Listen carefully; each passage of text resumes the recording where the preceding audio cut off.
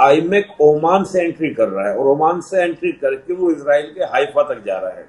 और इजराइल का हाइफा कहां पर है? हाइफा देखिए लोकेशन उसकी मेडिटेरेनियन सी में है।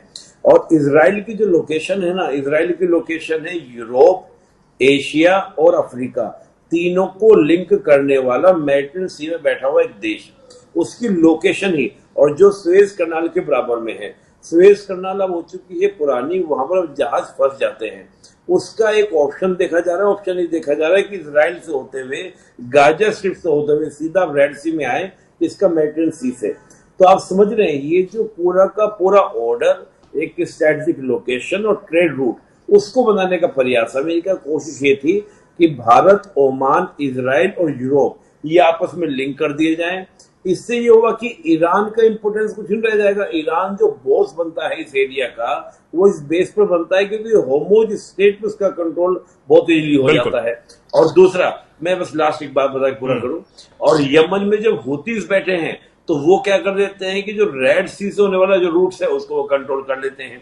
अब यहाँ पे एक इंटरेस्टिंग बात आप देखिएगा, अभी जो ये सुन्नी देशों का, जैसे हम बात करें कतर की, हम बात करें या आपका यूएई की बात करें, इन सब ने इजराइल के हमले की निंदा की है।